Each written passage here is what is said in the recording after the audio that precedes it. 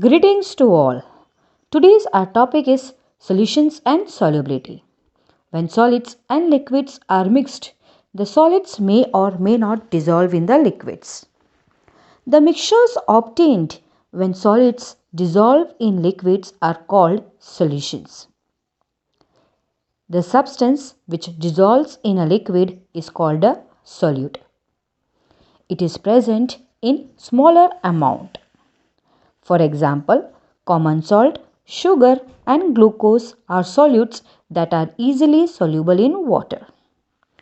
A liquid which dissolves another substance that is solute is called a solvent. It is present in larger amount.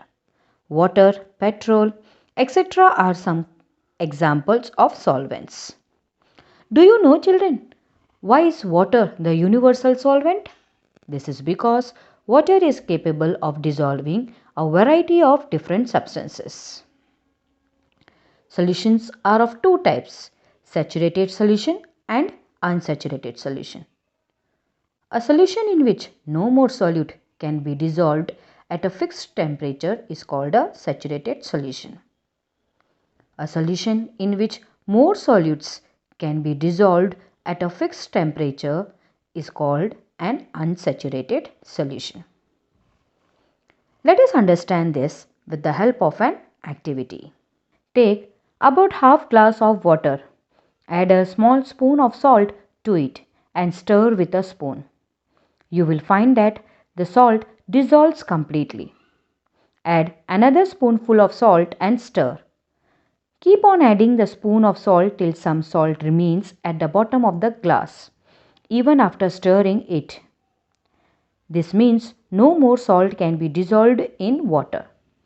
Such a solution is called a saturated solution. The maximum amount of salt that can dissolve in the given volume of water is called its solubility. But what would happen if we heat the solution? Can we dissolve extra salt in the already saturated solution? Let us continue with the activity. Take saturated solution in a beaker. Add 1 more teaspoon of salt to it. You will find that it settles at the bottom. Now keep it on a burner. What do you observe? You will find that with increase in temperature, you are able to dissolve more salt in it. This activity shows that solubility of salt increases with increase in temperature.